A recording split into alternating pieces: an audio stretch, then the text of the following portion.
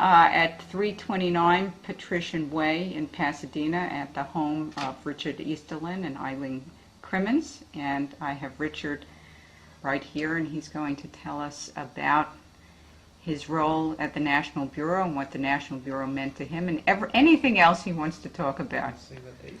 And yes, and the date. Larry Katz is here as well, and he's reminded me that I should say that it is March 15th, 2002. Thanks, Richard. The Ides of March? Is this the Ides of March? Yes, it is the Ides of March. All right. Okay. I'm Dick Easterlin. This is your life. You ask the questions, Claudia. Well, why don't you begin at the beginning and end at the end? I mean, you can begin with when were you first employed at the Bureau, in what capacity, how did you find out about the Bureau? So why don't you begin there and everything Well, will of course, flow. I knew about the Bureau simply because Kuznets was always, associated with the Bureau, and, since I was a student of his At Penn. at Penn, I thought, the Bureau is a big deal. And I had, my first contact really was, Kuznets, I guess, arranged a research associateship in 1955-56. And that was quite a phenomenal year because at the same time, Doug North was a research associate, and Ken Buckley. And Doug was in residence in New York. We all took up residence in New York. I lived on Long Island. I forget where Doug and one of them was in Westchester, as I recall, and one of them may have been in New Jersey. I mean, we didn't see each other socially because we were really scattered. Except there was this one incredible dinner at George Stigler's that is a phenomenal story. Okay.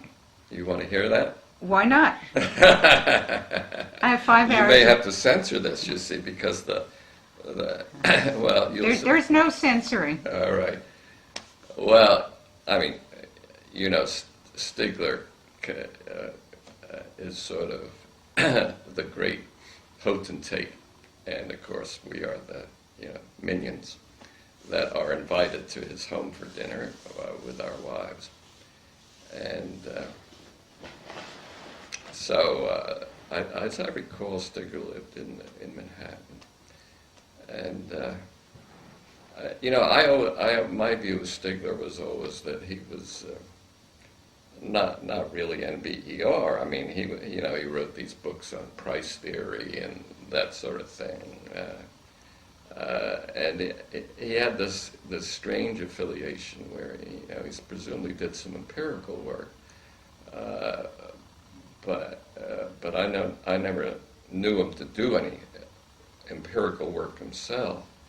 And I remember, this is just background of my attitude towards Stigler, but there was a luncheon that we usually went out to lunch at the NBER, and at one of these lunches, the subject came up of a dissertation that had been presented at Columbia in economics that provided historical estimates of the balance of payments. And it was done by Matthew Simon, whose name you probably know if you didn't know him.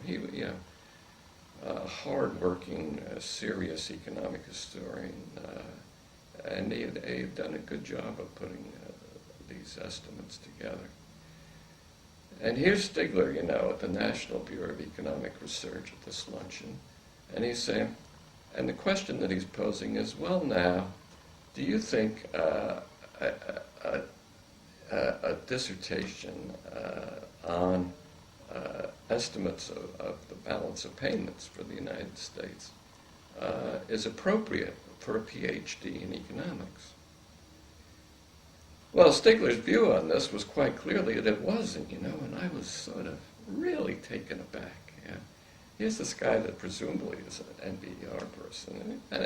But I was not surprised, because I never thought Stigler really fit. But a perfect example of this incongruity between Stigler and the Bureau. So that I never particularly liked Stigler. This only was, sort of proved the point, Right. and so not that I didn't get along. I mean, we always said hello if we passed each other in the hall or something like that. But anyway, so he invites us to his home. Well, you must know that Ken Buckley really had a problem drinking and eventually died because of kidney problems brought on by excessive drinking. His wife was wonderful, very attractive, very sort of understanding of Ken. She put up with, I think, lots of difficult stuff.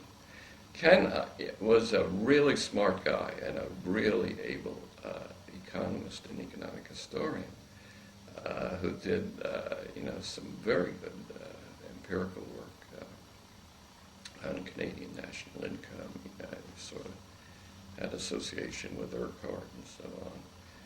And I actually went and gave a talk one time in Saskatchewan in January. I'll tell you, it was the coldest. It was 20 degrees below, but that was after we'd gotten to know each other. Anyway, but I can see one reason why he drank so much is you had to survive. Right. Well, you know that in New England, how back in colonial times, they grew corn in order to make bourbon. Basically, it wasn't that they needed it for the food consumption. So anyway,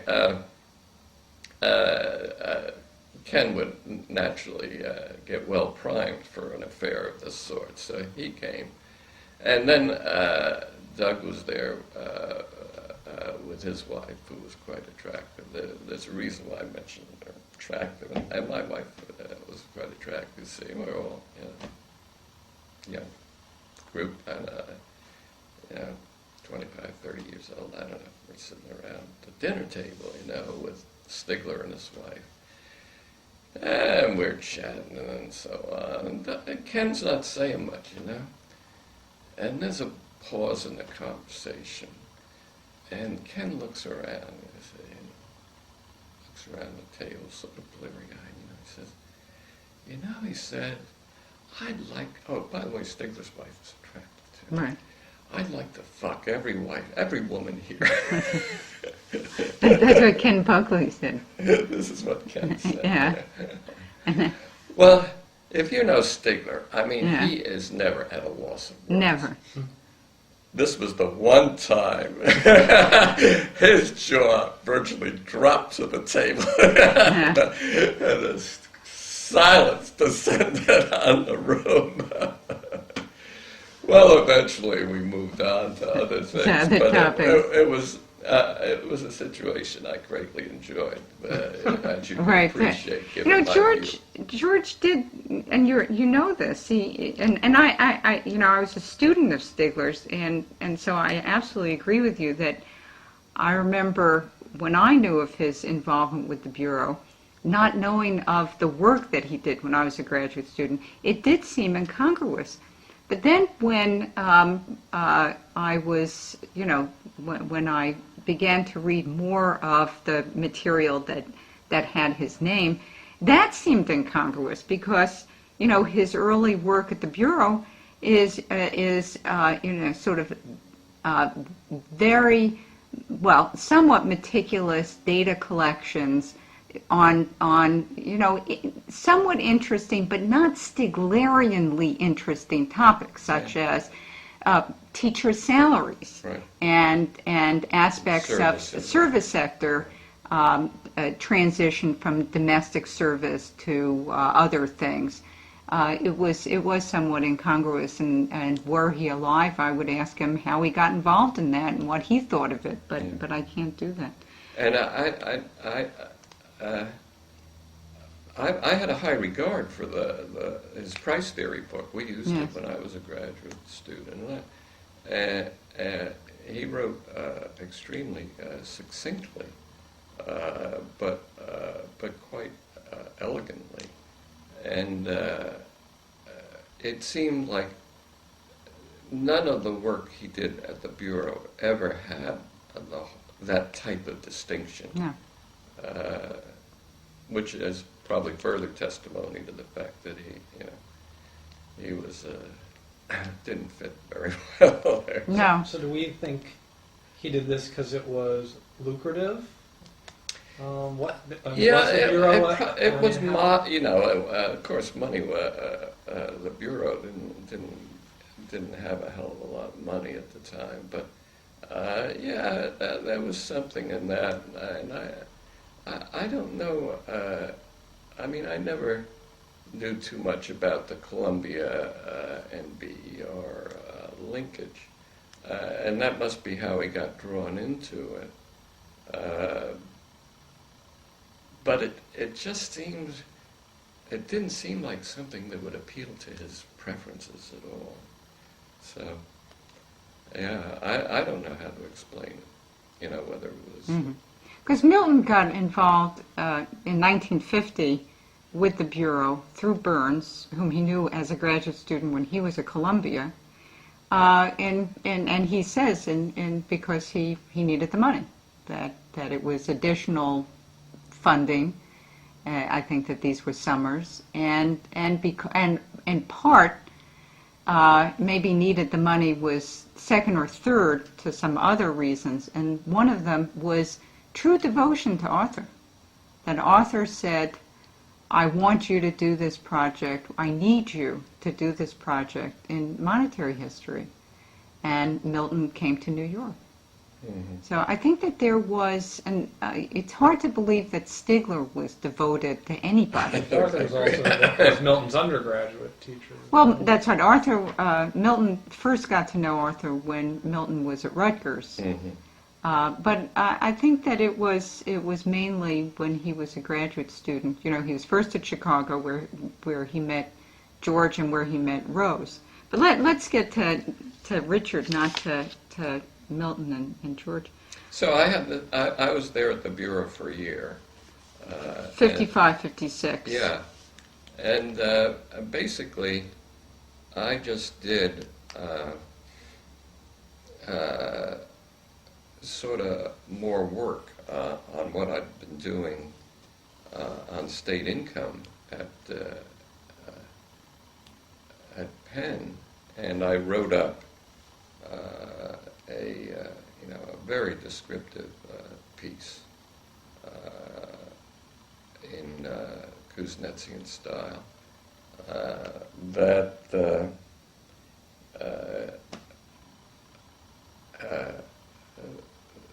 that probably occupied most of my time. When I went there, I'd already written up how these estimates had been made, you see, and we had at Penn, the project at Penn produced these dittographed, the purple. Right, mimeograph things, right. Yeah, and so I had this report that was my write-up, and So this is the work that you were working with Anne, by yourself, with Simon, with Dorothy. yeah, well, Dorothy and Simon were the project heads, but basically the four of us who were the lackeys, Everett So this is Lee Everett Lee. and myself and Miller and Carol Brainerd. Right. We pretty much worked by ourselves, but we would have meetings maybe, I don't know, once a month or 2 months at Penn, when Simon and Dorothy would sort of talk about where we were going and what progress we were making, but Simon sort of, was like my supervisor. Dorothy was Everett's supervisor. And Carol and Ann, who were doing the labor force stuff, sort of fell in the middle because Simon, sort of knew more about labor force, I think, than Dorothy, although Dorothy worked a lot. But actually, Ann's mentor had been Gladys Palmer, Right. and Carol's too. And so they probably knew more about labor force Right. themselves by virtue of that than either Simon or Dorothy. So they, I think, sort of went pretty much along on their own. Simon sort of mentored me, and Dorothy played a very active role in migration. Now let me just get the chronology straight, because you get your PhD in 53, and what you're talking about now is 53, 54, when we're talking 55, 50, yeah, up till to the year I went to the year you went. And so at this point, you're an assistant professor at Penn. Yeah, right? I got appointed in 53, Right. and These and other... I had never done any empirical work, but Simon So- said that when I finished this dissertation, which was on conceptual aspects of the measurement of economic growth, he said, now it's time for you to do some serious work.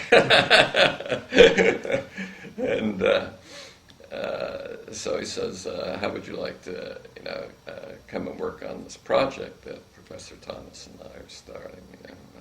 So I didn't know what I was going to do with myself anyway, and I had a very high admiration for Kuznets, so I said, sure. So that's how I got sort of into empirical work. And Simon stays at Penn until what year? I'm not sure exactly when he left. But he was there in 55, 56 when you Oh, were at yeah. the Bureau. Right. We overlapped for several years. We were just talking to Lance, and Lance was at Hopkins, of course, and gets his degree, what did he say, in 57, 56. So Simon may have split his time between Penn and I Hopkins. think he went and visited before he went there. And, the reason he left Penn was there was this interim president, acting president. Stassen had been president, and then he left. And I can't even remember the name. It's something like Dupre, but that's not it. But this guy didn't even know who Simon was. And Simon went and talked to him about, well, he had an offer from Hopkins, but basically he didn't want to leave. He had this beautiful home in Elkins Park in northern suburbs of Philadelphia. Actually, I stayed there one summer when Simon was away. He said, why don't you guys come and house sit for us? So my wife and I stayed there. Yeah, incredible library. I don't know whether you've heard of it. This just lined with books. The kind of thing you see in the movie, many of them Russian and German and so on, just this, a couple of acres, it was just this lovely home. And of course Edith was great too. So sweet. And anyway, so he would never have left Penn. He had a decent appointment. But this guy, the president, sort of acted like, well, he didn't know who Kuznets was, and, he didn't much care about whether he came or left. And so Kuznets just said, all right, I'm going to go. Yeah. And he left, he never said much, to me about it, but my feeling is, he must have been pretty upset Right. at that guy. So it could well have been, right around 55, 56, he was in the, transitioning to Hopkins. Mm-hmm. I forget. But the years the couple of years that the project was, we were all there working on it. He was there. Since But, we're, he was there in the sense Yeah. he since was we're working. on Simon, and I've got, as you know, questions that are more about Dick than about Simon, but since we're on Simon, let me just ask this question that you may know a lot about, or you may not. I don't know. This is what I call the Burns-Kuznets rift, which occurred, I believe, in 48, and maybe Simon said something about it to you. And this concerns the fact that as I understand it, Simon wanted to have part of the Bureau studying comparative economic growth, studying particularly aspects of distribution. And of course, Burns, following the Mitchell tradition and following his own interests, was more interested in business cycles. And this concerned the use, I believe, of Ford money. It may have been Rockefeller money, I don't know. And Simon, of course, you discussed this in a recent book review that you wrote, right? Yeah, And we discuss it. what? You mention it. Yeah, I mentioned it.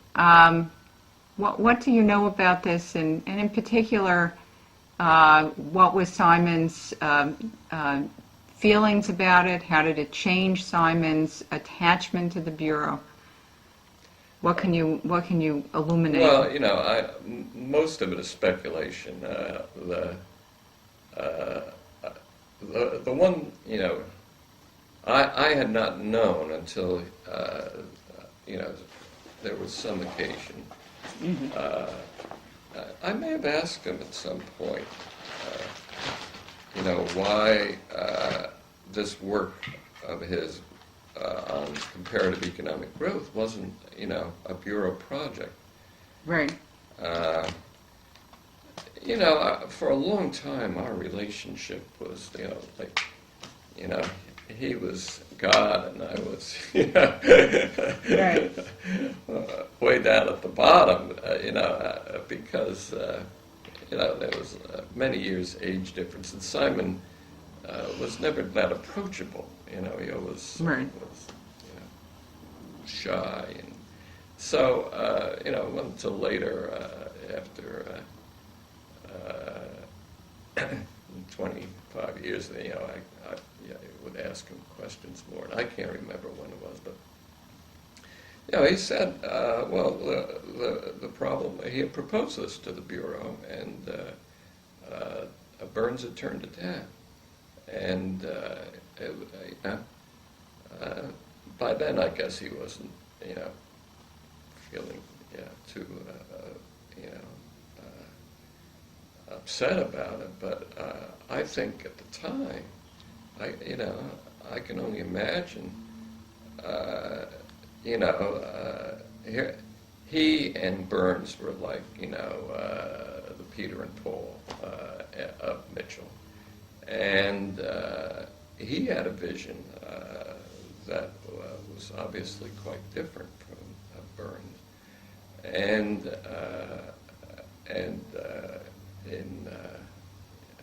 I think, really more of more in tune with what the needs were of scholarship and research in economics. And certainly his reputation was comparable at the time to Burns when, he made this proposal. And I think that was the beginning of the end at the Bureau for Kuznets when that project was turned down. The thing was, how Simon, he had these enormous projects going on. This was the one on capital formation and financing. Right. It went on for close to another 10 years. Mm-hmm. Yeah. And he stuck with it, and he did all the work. But as far as I'm aware, what he did was then go to the Social Science Research Council and the Right. Ford Foundation and say, okay, the Bureau won't buy this project, or this is not going to be done under Bureau auspices, but I would like to, fund this.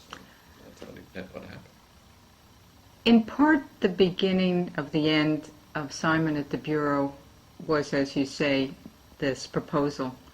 But was it not as well the transition from Mitchell to Burns rather than from Mitchell to Kuznets?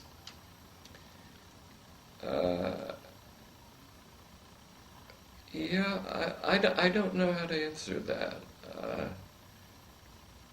I don't have the sense that Kuznets ever particularly wanted to be the director. I could be mistaken, but I don't see him that much in that role as an administrator over projects that he does not personally Right. take a role in. So I don't know Maybe not. much about. I don't know anything about that. That transition, and you may be right, but I never had any intimation from him that he ever resented not being, not running the NDER. Let's keep on with Burns for just a moment, which when you were at the Bureau for this year, how much did you see Arthur?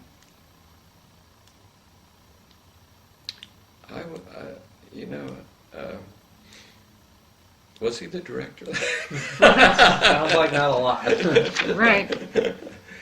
I can only remember, he probably was the director. I can only remember one meeting with Burns, which actually went pretty well because he asked, how something about what I taught in a course on economic development. I sort of said, the allocation of resources, distribution, income, international trade, so on. And he said, oh, well, that's a good idea. So that was my one contact in which we had any sort of personal exchange that I recall. What about Saul? I mean, Well, what Saul, happens I is had that, more contact Arthur... with. Yeah, he succeeded. Well, what happened was that Saul didn't really succeed. Well, What Arthur happened went was to that Washington. Arthur went to the council, Yeah. and he was the director of research, and Saul took over, and then when Arthur came back, they created the position as president of the Bureau. Mhm. Arthur then became president, Saul became the director of research. Yeah. Most of my dealings, such as they were at the Bureau, were with Fabricant. Almost all. Right. Except probably for that one time with Burns. So I always think of Fabricant as running the Bureau when in my tenure, such as it was. But probably in that year I was a research associate. Burns was the director, and then he went to Washington. I think he went to Washington before, but that's Yeah, okay. that's all Yeah, knowable. it may have been, he was back for a day or something, and I met with him, because I don't even remember the circumstances. Right. But Fabricant was the one who was running Right. the show. Well, when you were at the Bureau... And I'll tell you, they yeah, didn't pay much. Right. Because this I know for an absolute fact. You may have financial records, but it was funny. I had gotten this desk in this office, and I don't know, this was after I'd been there maybe 10 months or something. But I pulled out the drawer one day because I was looking for something, and a piece of paper had fallen in the back, you see. And it was, in fact, a record of how much these guys were getting paid by the Bureau at that time. I mean, I don't know, maybe not at that precise time, but, within the past 4 or 5 years. And it was like a couple of $1,000 or something. You say Friedman said, well, the money was important, but I'll tell you, there wasn't a lot of money anybody Right. was getting out of the Well, Bureau. but some of it was just, I'll use the word gravy, even though Yeah, people it were was working nice. for it. But they were getting paid for doing things that they That you probably would wanted have to done do, anyhow. Right. Right. And that's what I got, basically, a summer salary, which Freedom. Well, also, I guess I got half-time, because I remember now, I was only teaching half-time at Penn for quite a few years. So, It was because of the, so the Bureau helped buy out Yeah. courses when you... Yeah, now one of your questions is about Money. Money, and well, my I didn't. I had no conception that you went out and you got money to do research, you see. So I just assumed when you were on the Bureau staff, you just sort of got a little gravy along the way, which is what I was getting. And Fabricant obviously thought that I could do better than that. So he sort of, in a meeting, sort of tried to channel my thinking into, well, maybe we go to the Department of Labor, we could generate some money to support this stuff. And this is the doing. manpower part of the Department of Labor. Right, exactly, Right. Of the Long Swings project. Well, I at the time, I mean, I sort of resented the idea that I had to go out and raise some money, but I did raise some money. At least they gave us some money, and so I did have some funding for part of the time on the Long Swings project. But basically, I was getting a few $1,000 from that. So once again, there was the year that you were on leave, which was funded by the Bureau, and you lived in New York, and that was really nice. You were on Yeah, leave. that was good. But then for subsequent years, you would receive, as you said, and correct me if I'm wrong, some summer support and some leave from some of the courses. You had Right. some buyout, particularly when you were on the Manpower project, because you had raised the money yourself. Right? Okay. And That's about as well as I remember. And Right. Ken had no problem with a faculty member buying out No. time. And there wasn't a lot going on at Penn, and the idea that they might actually have somebody besides Kuznets or after Kuznets doing some empirical or doing some research and something wasn't a bad idea. Well, the chairman of the department was Ray Bowman, and he was a Kuznets student. And he eventually became the president of the American Statistical Association because he went to Washington and headed the Bureau of the Budget at one time, at a later time. And so he was quite agreeable to this arrangement. The other people in the department that were mainly writing textbooks or had written textbooks didn't much care one way or the other. so, did you, after the year that you spent at the Bureau, did you go to New York, like, during the year for a few weeks? Did you Yeah. have research assistants at the Bureau? I would usually just go in about once a month. I had a woman research assistant who was very good. Remember her name? Yeah, Chantal de Molian. Yeah. What a wonderful name, She was French, too. And very sweet And person. she was a Columbia graduate student, or? I don't think so. Uh-huh. Somehow she She was a full-time bureau employee. Yeah, she was a then? full-time bureau employee, but she was hired. I guess I may have, I don't know, I may have hired her. I think I hired her. Mhm.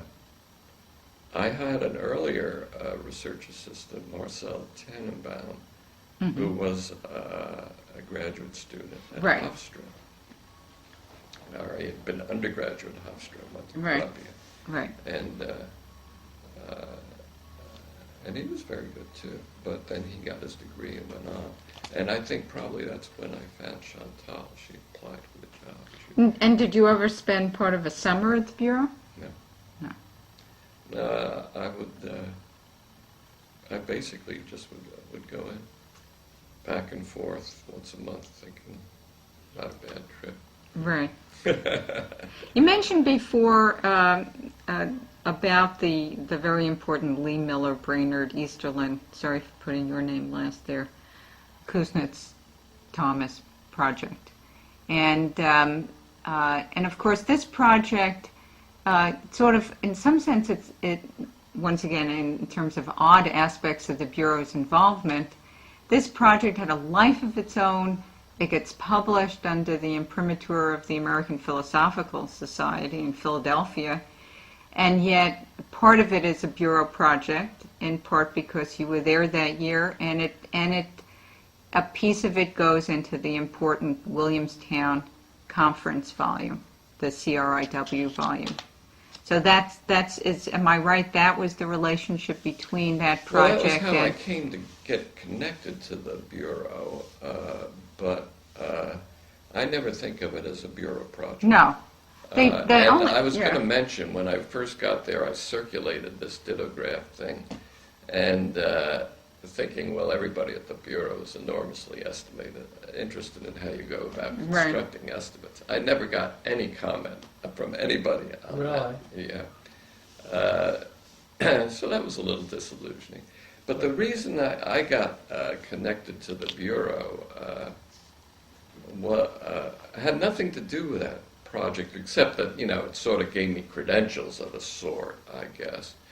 But it was, Ray Bowman and I had done this work on the national income concept, and there was this controversy, between Kuznets and the Department of Commerce about national income, and that was something Kuznets clearly really always felt strongly about. This is treatment of capital gains and more than that, it's how broad it should be. the idea that the Commerce Department, it was basically the idea that all you're doing is social accounting versus the idea that you're doing Pigovian measurement of economic welfare. That is the crux of it. And there was there was always these meetings of the Conference on Research and Income and Wealth, and one of them had to do with I forget what the topic for the conference was, but George Yossi was there, who was running the National Income Division, and Bowman and I had given a paper on some other topic, but Yossi got up and gave this talk of, all about, sort of how social accounting is the be-all and end-all, and basically, the idea that you're getting a measure of economic welfare is nonsense and so on. So I really got pissed off, and so I got up, and, and I was, like this little kid, and I think to these people, I certainly was in my own mind, but I was really upset, And I rattled off all the assumptions that were made, you see, necessary, which were basically derived from welfare considerations. Do you include illegal activities? This and that. So, but anyway, I guess it was a pretty good explosion because. After that, Fabricant calls me into the office. He says, "Would you think about becoming a member of the NBER's research staff?" Great. Yeah. So that was how I. So what year was that? Once again, chronology. What year was that? I would have to go and check when that meeting was. I mean, those comments were published. Now I could check my CV, I guess, if you want later on. Well, I'll look, but so. My sense is it may have been while I was at the Bureau. Okay. In fact, I'm quite sure now it was, because I can remember going back home and saying to my wife, well, I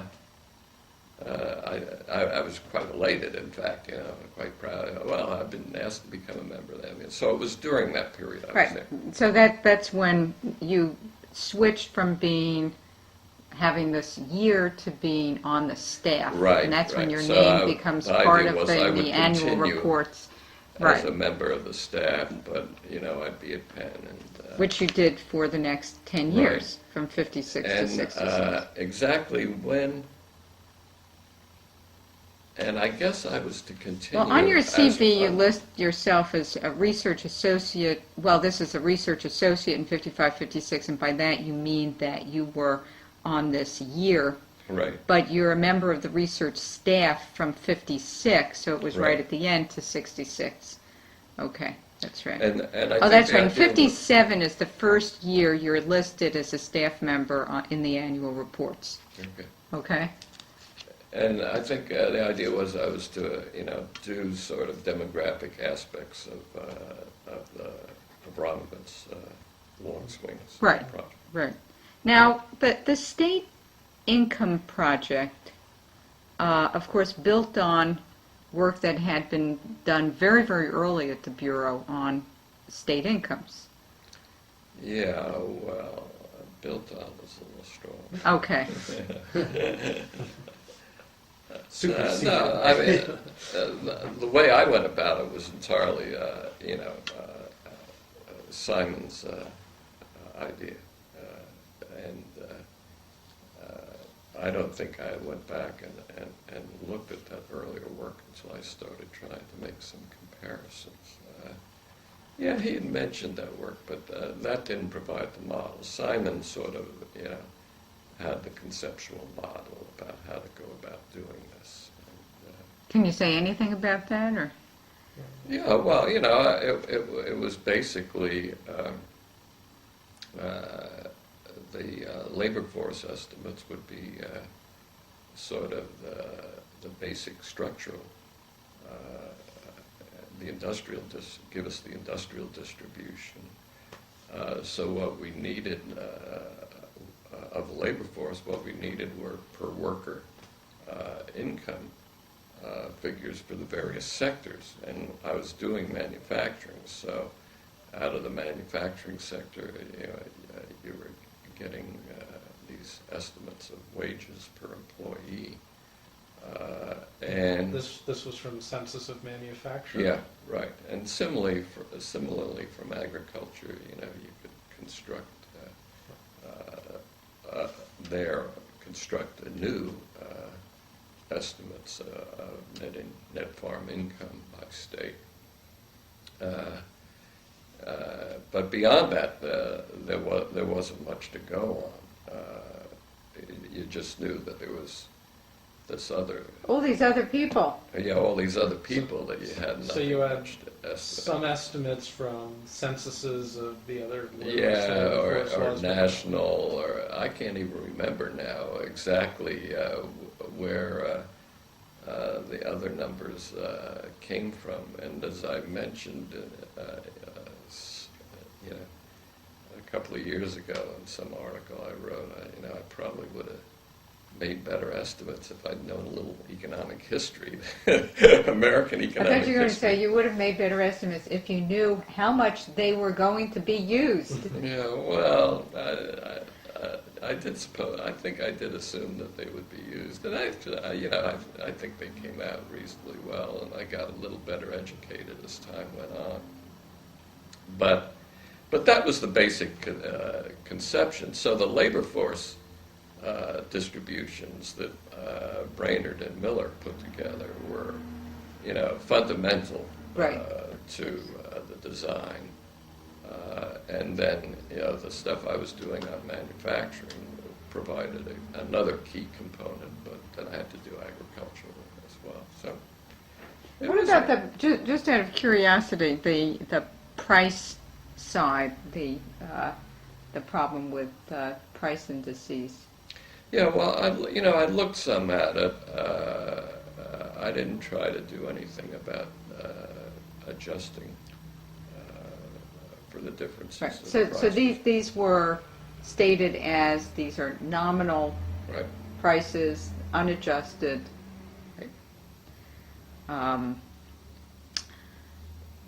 Let me move to, and of course we can come back to any of this, how then your ideas regarding population emerge from this. And so the Long Swings Project. And so now we're going to move from the important 3 volumes that are done that Mhm. I have the library's copies of these that I just noticed the other day I've had for 10 years in my office, so I feel as if I own them, which I don't. and so they're done, and now you're moving into this other project, which fits together with lots of what the Bureau was working on and what Abramovitz was doing. Yeah, well, that may be how you see it. Well, I don't see anything. This is, I'm I did- trying to, I never thought, in the period that I was there, that the Bureau was particularly interested in any demographic questions. yes. And, you know, my own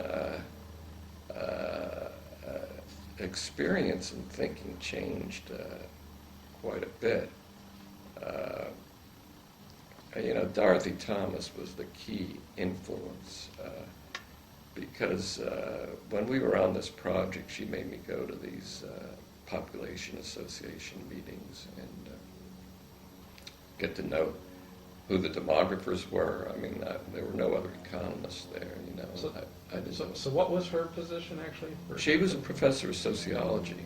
At Penn. Okay. Yeah. So one of the great trivia questions you see is who was the first woman president of the American Sociological Association? It was Dorothy Thomas. And then that was in like 1952 or 3, and the next woman president wasn't until about 1967 or 8. Dorothy was just a phenomenon. I just had occasion to write a piece, you know, only like 400 words for Encyclopedia Population about Dorothy. But it made me go back and look at stuff that I'd never seen on her, you know, some biographical stuff, some autobiographical stuff. She was just an incredible woman. So, yeah, you know, in retrospect, you know, I was incredibly lucky because I had Kuznets as a mentor and then Dorothy Thomas, and she, you know, was this very strong personality, more empirical even than Kuznets, you see. Even though if you look at her evolution, she was, you know, involved in theory, and she had very, but she had become very, and you look at her presidential address to the American Sociological Association, and it talks about theory and so on. But in truth, I mean, when I got to know her, she didn't give a shit about theory. All she cared about was make those estimates of migration, you see, and let's look at what they show. Anyway, so Dorothy had sort of gotten me into you know, not liking population, but I told Kuznets at one stage, you know, when I was still a graduate student, I didn't see any interest at all in population, you know. And he was a little taken aback by it because, you know, he was, you know, more obviously more interested in the subject. But, you know, gradually, because of these couple of years of meetings at Penn and so on, and, you know, getting to know Everly and the demographers and something about the field, you know, I began to get more interested in it.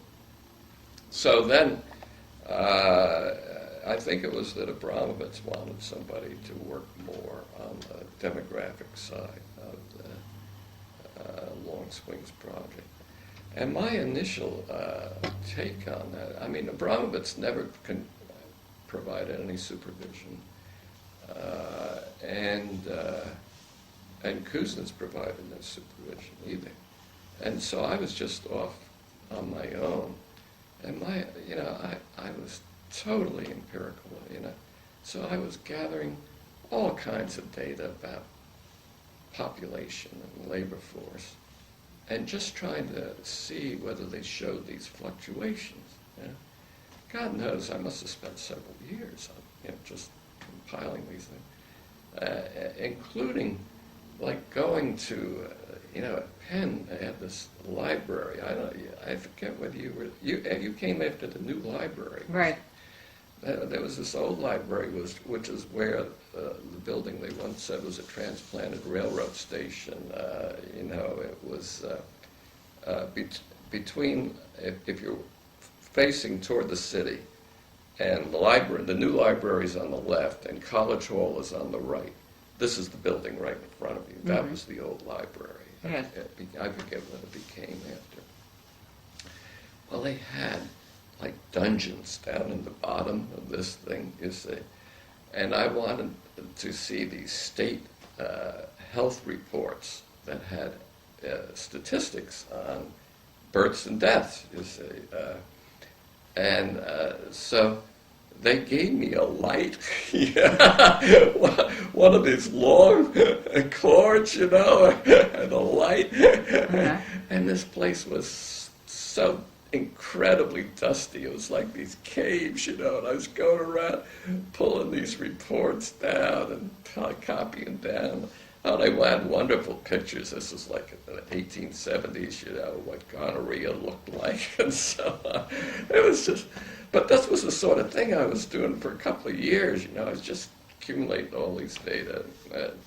But gradually, I actually wrote up a monograph that I never got around to trying to produce, but it became like part of one chapter in my book eventually that had to do with what the labor force and population data showed from the census about long swings. And it turned out they did show the long swings pretty clearly because the censuses happened to occur very fortuitously in terms of picking up these demographic movements. So that was basically what I was doing, and Chantal was tabulating some of these things, and I'd say do this, and let's compute the decade changes, and then the changes and the decade changes, and so on by occupation, by industry, and nobody at the Bureau paid much attention to what I was doing. And I had occasionally, when I would go in, there would be a seminar or something, and I would go to it. But basically, I was just working on my own. And gradually, I guess, because I had been trained as an economist, and I sort of had learned theory, and I'd done well in theory, and I was teaching economics, and so there was some sort of tension maybe between the empirical work and the theory. I gradually started trying to do more to I forget exactly how I got into the baby boom, but it grew out of looking at these fluctuations and the population changes and the fact that the immigration swing Right. was replaced by a fertility swing, and I think that was a key insight. and part of it was also I'd lived this experience because I remember I gradually came to realize how these aggregate supply and demand forces were operating.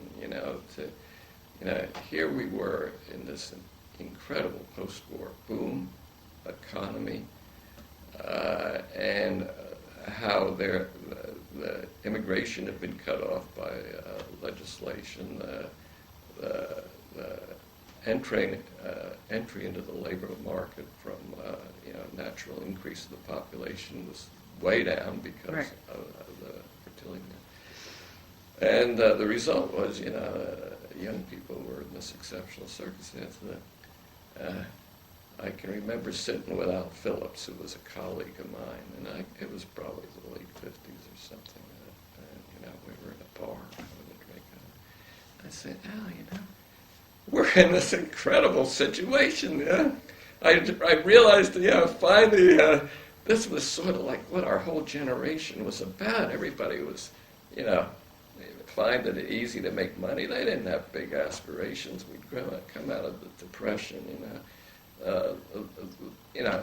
Butts, Bill Butts and Ward. I mean, these people, have this crazy idea that the labor market for women, young women, was so bad, and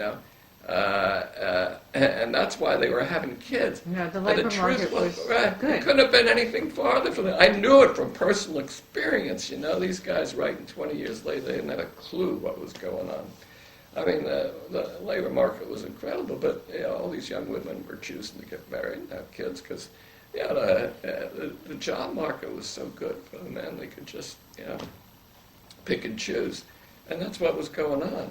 Well, so that was sort of how I got into the American baby boom. It sort of grew out of the long swings, and that was, I guess, the first real analytical insight that I had, where I merged the empirical with the analytical or theoretical, Right. and I knew it was right because I lived it, and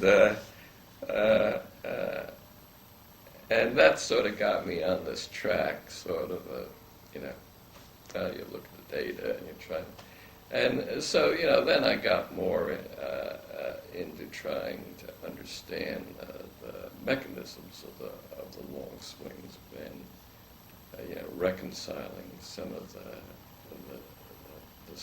the differences in timing that turned out, because if you looked at decennial data that related to manufacturing activity, it didn't show the swings. Only certain components would show the swings. And and I knew that, I'd read Burns and Kuznets on these movements and so on, and I knew that, they found these movements, but they weren't showing up the way I expected. But they were showing up in demographic data. Well, eventually, so I got to realize you sort of got the sequence going on of, an investment boom that generates urban growth, which generates in-migration and household formation and a whole new wave of investment. And that was what I've been picking up in the popular. So, it was sort of, this working back and forth between what the data seemed to show, what sort of ideas came out of, theory. I knew, Keynesian theory and aggregate demand clearly was involved in this whole process, and So these were issues involving how the age structure of the population affects aggregate demand. At that stage, I still hadn't gotten really into the age structure. This was simply how what was happening was basically, well, you got a long-term process of economic growth going on, of reallocating labor from rural areas to urban areas, because the investment that is centered in urban areas as a result of the large-scale technology that's emerged. So the thing is, this process didn't occur in a linear way. It occurred in this wave-like fashion, and it occurred in this wave-like fashion because what happened is the new investment would get started, say, like in the development of electricity in certain places. Well, labor would become scarce, and then you get this movement of people to these areas, and that would sort of give you then a sustained economic boom that would minimize the inventory recessions and so on. So that was the basic idea, and actually this was published in the AER, I guess, what was it, maybe 61, was it that early? Probably 61, which had to do with how there were these interactions going on between private investment booms and population movements that generated these sustained expansion in aggregate demand more than it was cycling. But at the time, I didn't get that much into the age structure, except insofar as, it was producing low rates of entry into the labor force. I'm going to have to change this film. Yeah, So, well, this is a good breaking point. I don't have anything more to say. This is good. What do you mean you don't have anything more to say? Yeah, I have various questions that I want you to think about during this break, which is that you're working on labor issues attached to the Bureau. The Bureau has this business cycle shop, this little business cycle factory, and they're not that interested in people. They're doing their business cycle things. But in through the doors of the Bureau appear various people who are labor people at this time. And Gary there's Becker. Jacob. Right. So I want to bring them into the picture a little bit, and Vic, and who else here? Maybe some others. Tom Juster was later, I take it. Yeah, I knew him, but I never had much. Yeah. So I'm going to turn this off, and we'll continue. I have almost the whole Richard, and so this is take number 2 of March 15th, 2002, in the home of Richard Easterlin. So when we ended the last tape, I mentioned that there were some other labor people at the Bureau, some during the time of your residence and some when you would sort of come back every now and then. And that's, of course, Gary and Jacob. What did you, relationship did you have with them? Did you talk to them much? Well, I had really, I think, a good relationship with Gary. Jacob I always found a little hard to deal with. Gary always seemed pretty open-minded. And as I recall, Gary was a research associate the year after I was. And so that's when I first got to know him. And you know, we shared a lot of interests in terms of, you know, understanding population and labor. He approached it, you know, from a theoretical hypothesis testing point of view, and I was approaching it from, you know, trying to understand particular empirical phenomena. But Gary and I think became good friends at the time, and as I recall, there was a time when I stayed at Gary's house. I don't know, maybe I was staying overnight for something at the Bureau or something like that. And Gary provided my introduction to Playboy magazine. Now, that's something I bet you would not have predicted, you see. No, but Gary probably got it because of some academic question. Gary had a good supply that I think had nothing to do with academic questions. He said, well, here, Dick, he says, I was, you know, whether I was in a guest room or whatever, but he came in with a stack of Playboys. He said, yeah, this will keep you entertained for the rest of the evening. So, and indeed, I tried to hire Gary at Penn when I was chairman, which was not too long after that.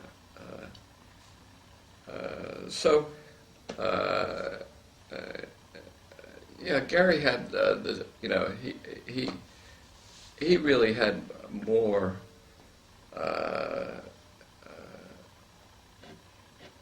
guess, more of a program than I did. I mean, I was sort of working as part of the Abramovitz thing. Gary had more ideas about, you know, where he wanted to see research in human capital going and that. I'm laughing because with hindsight, you had a program.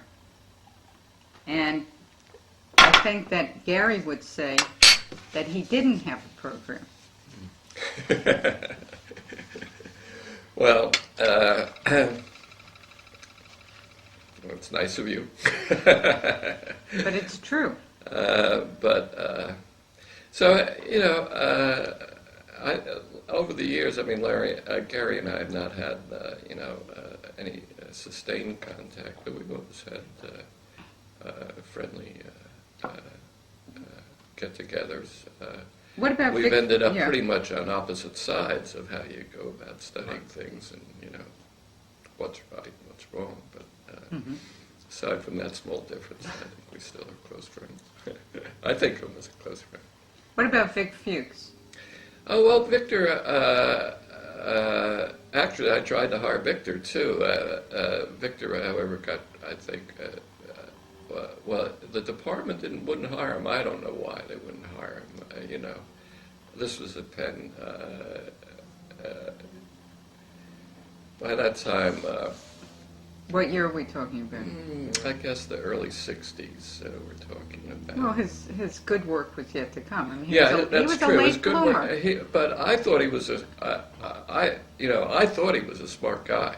Right. And I knew it was good. He had this sort of peripheral appointment at, in the College of General Studies or something at Columbia.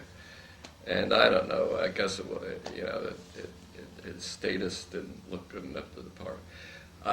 After that, I always, since we did not make him an offer, I think Victor always sort of, held it against me personally, as though I had been responsible, whereas in fact I'd been the one that had tried to hire him.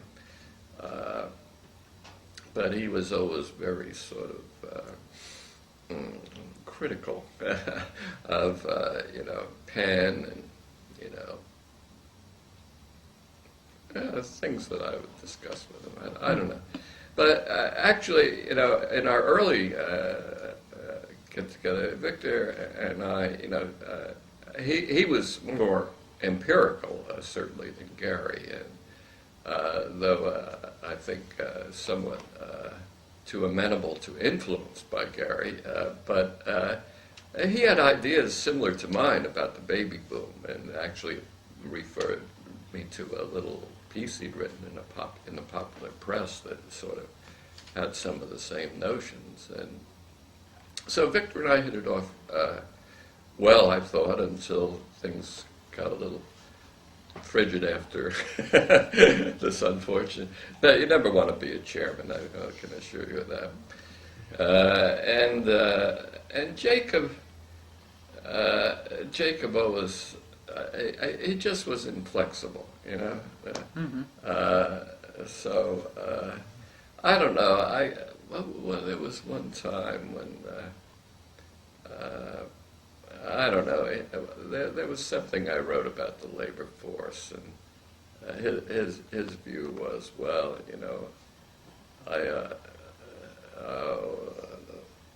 did I have an identification problem, or this kind of problem, or that kind of problem? Yeah, he was giving me all this econometric crap. And I said, but Jacob, this all hangs together nicely theoretically.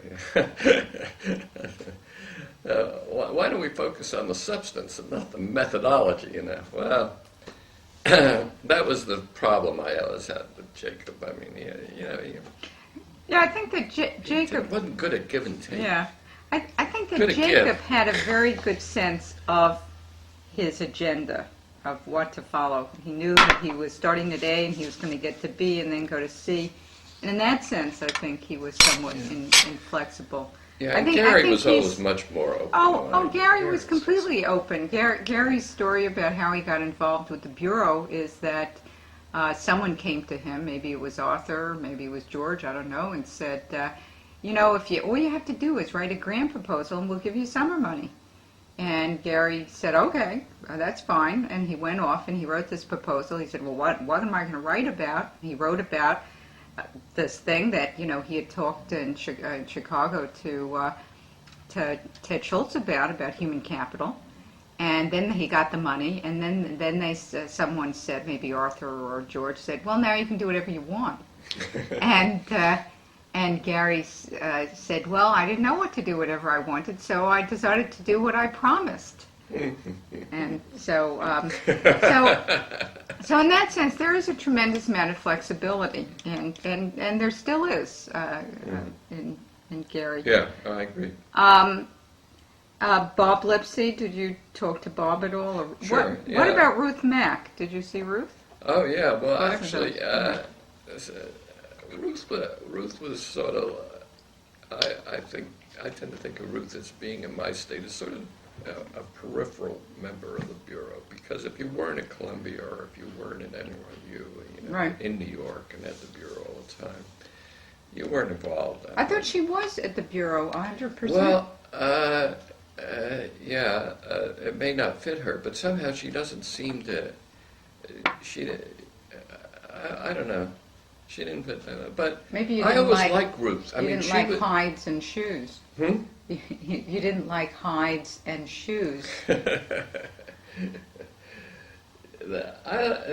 She had an article that was very good on consumption aspirations, you see, that was totally out of step with, what the profession was doing. Right. But was right, basically, I think, about that. I probably didn't appreciate it till later on, but somehow I always liked Ruth. She had a good, she was a good person to talk to because she had a lot of some intelligent things to say. Yes. Maybe it was because she was a woman, she was peripheral. That's a good point. Oh, So just like as Anne, always seemed, Right. always seemed to be Right. sort of that way. Ruth is alive and lives in New York City. Still, great. She's very frail. She's 99. Mm. And, wow. yes. And her husband passed away some years ago. She had a boyfriend, and he just passed away 2 years ago. And she was living on the west side, and he had been living on the east side. And I heard about this because she was combining these residences, and her library was being donated to the New York Bureau. Is there anyone else in the years that you were at the Bureau? See, I think of Bob. You mentioned Bob Lipsy. I think of Yeah. Lipsy and Creamer as sort of sine qua non NBER. Yes. Very empirical and fabricants. And fabricant. I mean, they were all,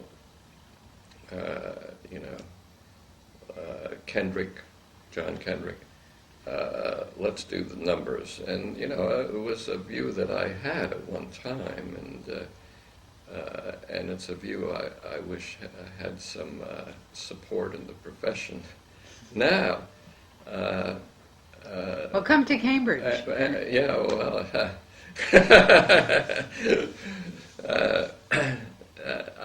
the Bureau's changed. It's much more mainstream than it used to be.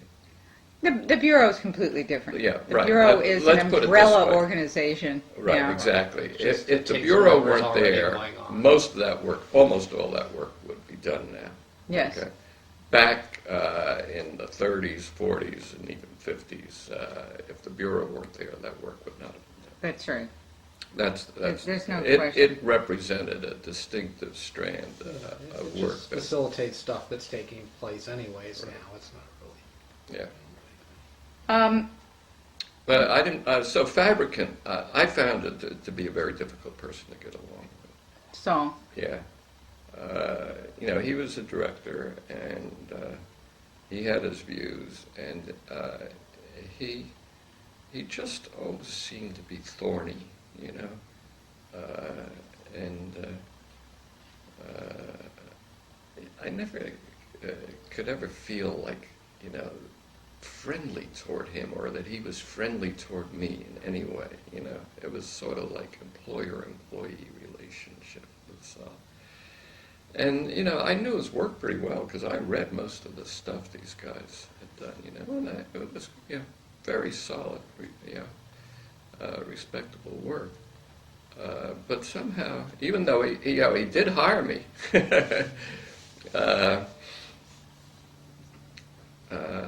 I found him difficult to get along with. So was he?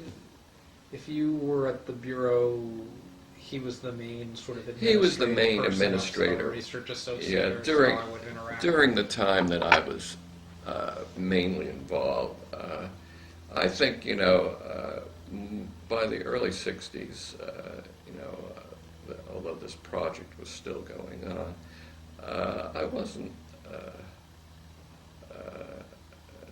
I became less and less involved. It's just, I don't know. My work seemed to sort of diverge something. So, even though you say the thrust shifted, it was mainly because Gary was there and Jacob were there, and they were in New York, and they were there all the time. time. They had students that they, like Mark Rosenzweig was, as I recall, a doctoral dissertation student of Gary's at Columbia. I can remember. Jacobs. Maybe it was Jacobs. of Jacobs. I can't. It's a little after. Gary leaves in 1967, 68 to go to Chicago. But Michael Grossman is a Yeah, case but in see, point. Grossman, I didn't know. I think he was after. Barry Chisholm. So Grossman was before Barry I knew, but only, Barry. I'm not even sure I knew him at the Bureau.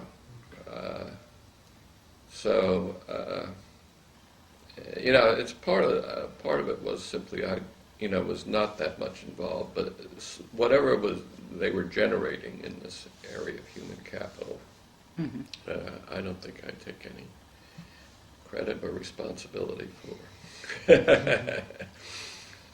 Anyone else? What about Jeff Moore? Talked about Saul.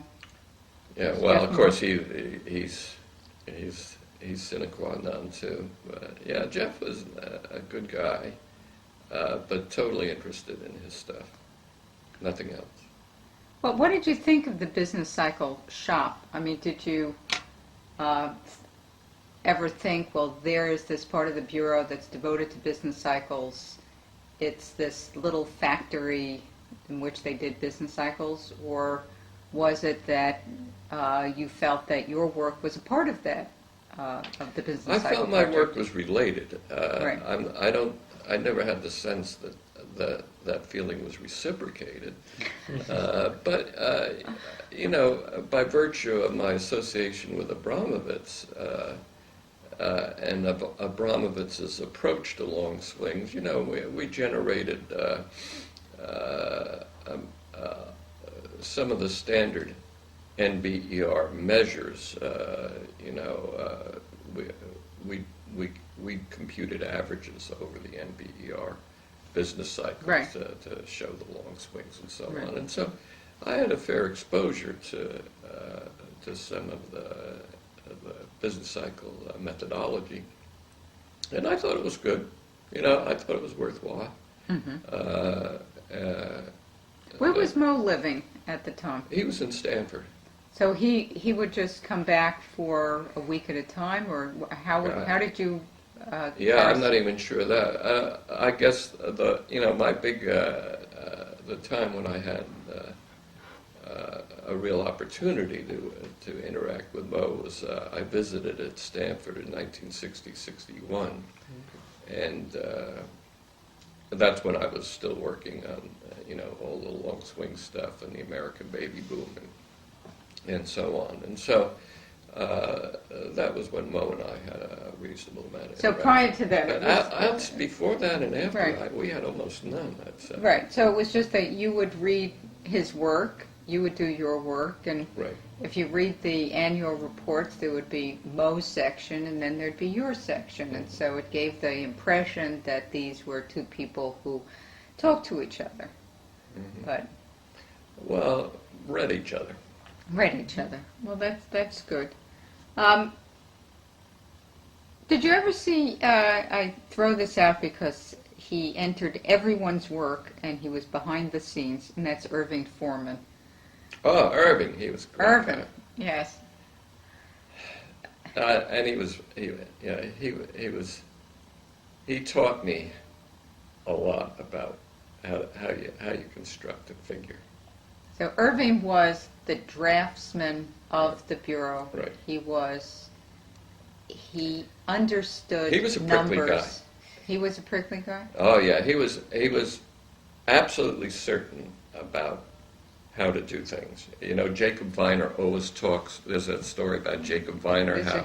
the envelope curve and Well, so. it's true. And I can Yeah. conceive of Foreman as being the draftsman in that situation and saying, "This, you absolutely can't do it this way." And Irving would never have done it. Right, he would never have done it. But he was right, because he said, every goddamn journal you see, they put the titles of things at the bottom of figures, you see. He says, you never put the title at the bottom. You read a page from top to bottom. You want to put the title at the top. And of course, he was absolutely right, Right. And there were a lot of things like that. But he was just a genius at taking many series and drawing them in the same diagram. Right. He taught me how you go about doing that. How you can splice different scales and stuff and put them together and so on. And the book, my book, just the figures in it, bear his imprint. He Right, absolutely. He was undoubtedly, he contributed a lot, in that way to presentation of the Bureau's work that was very rarely appreciated, I think. But I always liked him, and we got along quite well. It's extraordinary that he did all that. He was a full-time employee of the Bureau. That's just how much came out that needed graphical analysis. Complicated. He taught me that that a figure is a work of art. It is. I mean, His it's a figures creative are work of art. Well, it Yeah. certainly can communicate as much as the entire. Of course, yeah. We should find the original Irving Foremans and have them mounted. Yeah. I wonder. I'll have to call up New York and the see. Bureau offices. There should be some originals. Yeah, of there, his there There must was a be. time when I had some of the things he'd done for me Yeah. on file, but I don't know. And you can never find any. I'm always looking at them to see that overhang of because he's doing it all by hand, Yeah. and there's never an error, and all of the print. He must have had plates. Yeah, that he and the used thing was, for that. my undergraduate degree was in Is from- engineering. Yes, from and, Stevens. and my worst subject, absolutely, was mechanical drawing. Yes. I hated drafting, you see. And I could really appreciate, what artistry went into that because I had been so terrible at it, And he could just do exquisite work. Larry's shaking his head because he's terrible at it. Yes. Yeah. Yes. Well, I have two questions, and then we can say anything else. You can say anything else that you'd like. The first one is just my own desire to understand the intellectual roots of your own work on relative income, a very important part of where your work then went, and in terms of the economic theory that you had in your head, was that what mattered was not just the absolute level of income, but your expectations, where you saw yourself fitting into some relative, and the relative could be at that moment or relative to your parents, relative to when you grew up. And you came upon this notion, I don't know if you know in your own mind, when you saw the light and everything fit together. So maybe you can say a word about that. But I was interested, I was reading Rose and Milton's book last night and came upon a statement of Rose's in which she talks about her work with Dorothy Brady on relative income in the 30s, and then of course Jim Dusenberry does work on relative income. I know that these are somewhat slightly different concepts than the one that you hit upon, but can you say anything about the intellectual roots of this, when you saw this? Well, I think that you put your finger on it, basically.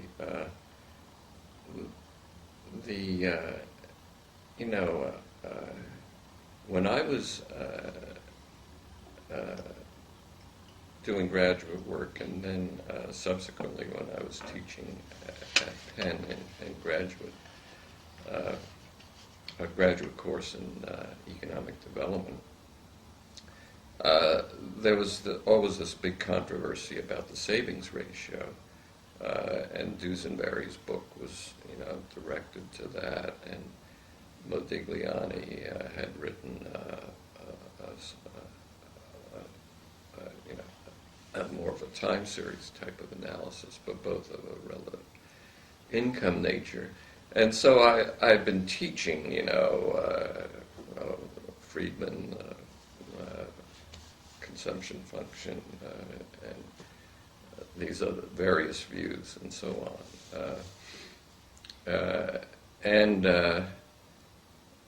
I'm not sure at what stage, sort of, I got to, make the connection to fertility behavior, but I'm sure that those were the roots of it, because I knew that literature quite well at the time. I don't know it much anymore, but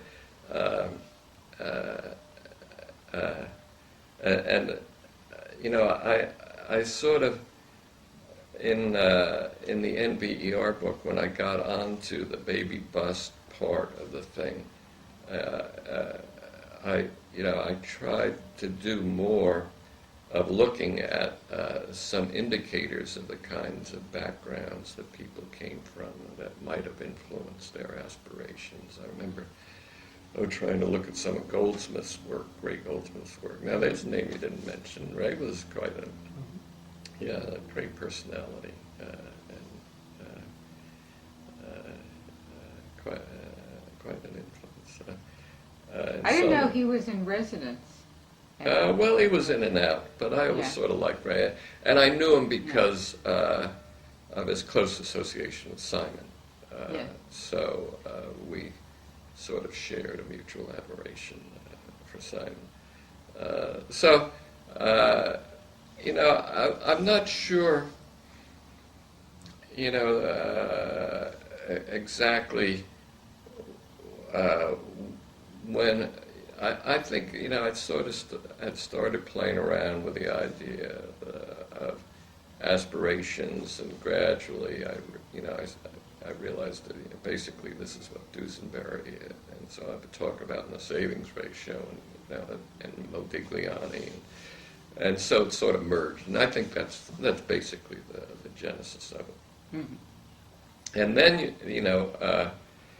when I was at the Stanford Center in 70-71, 10 years later. See, I remember these dates because at 60-61 I was at Stanford as a visiting professor. In 70-71 I was at Stanford at the center. So it goes to 80-81 I was at Caltech. So they're big junctures in my life. But then I don't know how I got started on looking at happiness data, but it had. I initially expected in the happiness data everything would be relative, that there would be no differentials at a point in time, let alone over time. And then you sort of got this paradoxical result. But that was an evolution, a subsequent evolution of that. So I think sort of it was Duesenberry and Modigliani, and then I got into this, and then I got onto happiness, and that's sort of what happened. I remember when I was at Wisconsin, you came to give a talk on happiness. I think that you gave a talk. It may have just been that it was a Cliometrics conference. And we went out, and there are certain moments that you remember so well because a light bulb comes over your head, and you were talking about the theory stuff that you were working on happiness. Or maybe in my mind I had a theory model. And I remember that dinner so well. And that was a lot of fun. I remember going to Wisconsin, and you were sort of my host. You were an assistant professor there. And it was so nice, because that sticks in my mind as the first time I knew you. And, how just, what a great person you were. It was that was a very nice visit. It was a fun visit. Sort of the final question that I have, and I probably missed some, I've been checking them off, and we can return to any, was was data work at the Bureau. And, you know, Larry and I certainly remember computer cards and mainframes and tapes, and we don't remember doing things These on enormous hand printouts. calculators as many people do. And but you, I know that people at the Bureau who worked in the 50s and the 60s speak about the fact that IBM gave them time on their machine. And in one of your annual reports, you speak about the IBM 704 and the 602A. Do you remember? Wait a minute. I don't know what these are. What a 704 was, and I know what a 360 is. But do you have any recollection of where these machines were housed, and who actually? I think they were at IBM's headquarters. That's what I thought. So IBM was At giving the 59th Bureau. Street. Right. So IBM was giving the Bureau Yeah. time on the machine. Right. See, my recollection, this is one of the reasons I always was sort of skeptical of computers, because there was this wonderful young woman that sort of did that computer. She was the one you talked to, and she went out. Is that Charlotte What's her last name? Boshin? Yes, I think that's right. Okay. I think that's right. And she was very sweet and nice. But to get anything done was a matter of a month or more, you know. So I would come up with this idea, well, this would be a good thing, you know, to do. And so I'd give it to Charlotte to do. Well, by the time I got it back, I either couldn't remember what I wanted, or I realized, yeah, there was something else that was much more interesting to do than look at this stuff. So I would have these, you know, sizable computer printouts given to me, you know, that I would just put on a shelf. And I decided that, you know, the main advantage was of getting anything done on the computer was that it gave you time to think about something important. So that's my recollection of that. Well, that's good, because that answers the other question I had about this, which was, tell me about the problems encountered. So I think we've got that. Yeah, no, all of the stuff that I really analyzed, all of the time series and population data were done by Chantal by hand, and you know, she would send these things to me at home or wherever I was in the summer, and I would just work with that. I don't think I ever or hardly ever used any computer stuff that was done. Right. Are there any other things about the Bureau that I missed? I don't. Nothing much. Well, one of the best parts about going to the Bureau was I would stop at Chock full of nuts. And they had the greatest donuts. The greatest donuts, yep. They and were they- crunchy on the inside. Exactly. You That's remember right. too, right? Oh yeah, in the hole. The crunch is in the hole. Absolutely. That's right. Okay. What about And, what and, sandwiches and then, did you like? and then, I think that was as far as I went. I wanted myself to be corrupted. But at the Bureau on Madison Avenue, they had a Schraff's coffee service. That's good. And Schraff's, of course, had the best coffee going. So, going to New York, I had the best donuts and the best coffee I would have The Bureau, for once a month. Bureau Kitchen in Cambridge Right. used to have donuts all the time, from Dunkin' Donuts. Those were terrible. Which were terrible. Oh, Now they're yeah. bagels and coffee cakes. No, It should be Chock crispy. full of- What is it? Krispy Kreme. Yeah, I've never had a Krispy Kreme. Have you? No. We're out. So let me turn this off and thank Richard Easterlin. And